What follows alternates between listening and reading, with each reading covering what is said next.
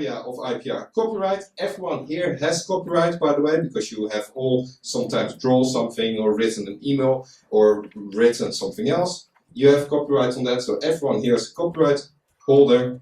Also images, photographs, website content, it's all protected by copyright. So copyright might be a useful tool for you to enforce your rights here. We are here at the EU SME Annual Conference entitled How to Tackle a Changing China with our IPR SME Helpdesk expert Reinout van Malenstein. Can you bring us a good example how not taking precautionary and timely measures for protecting your IP can lead to a business failure?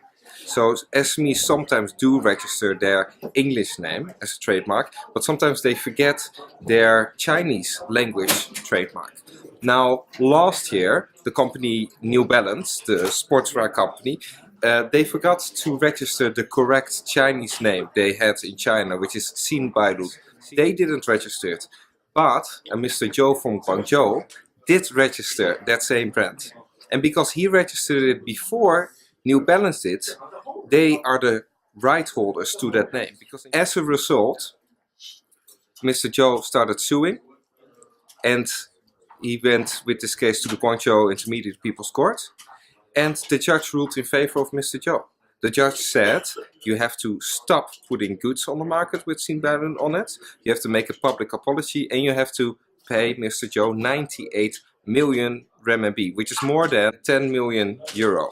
So therefore it's very important to register your right immediately, because in China whoever comes first to register a trademark gets that. So the lesson here for SMEs is to register your English name, to register your logo, and to register your Chinese name. If you do that, that will save you a lot of problems down on the road. So that's a very easy measure to get your protection as soon as possible. What are the most important IPR rights for your business, for the Flexpo In our company? business, we developed a few IPR rights, IPR, which we properly registered in China and in other countries in the world. All of them have in common the fact that we were pretty careful in registering them in terms of timing and selecting where to register first, either in the EU or in China. So from that point of view, we think that IPR is a clear asset for our company.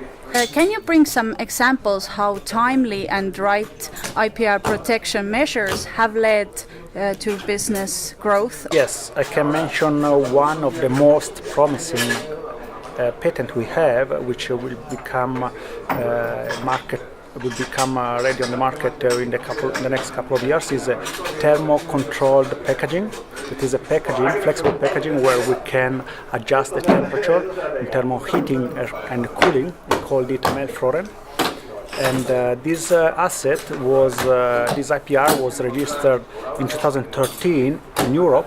And this is a good example of the fact where we decided to make it in Europe to make sure that the professionality, the way it was designed and written was according to the best standards. So we relied on our long-standing partner in Milan, who wrote the proper invention patent, and after registering it in the EU, we properly registered it in China.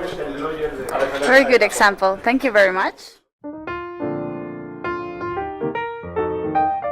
Is the EU SME Center paying greater attention to IPR protection and advising the EU SMEs how to register their IP rights and how to enforce their IP? Yes, a lot. And let me explain how we do it. Before talking about China with SMEs in Europe trying to access China, first thing we ask is your trademark registered? Usually they say no, and then we say you should contact immediately IPR Helpdesk because it's very important, and they say why? We explain just a little bit. If you don't do it, others can register the trademark instead of you, so you're losing an asset. So even if it's not in our remit, this is the first thing we recommend to European Union SMEs. Thank you very much. Welcome.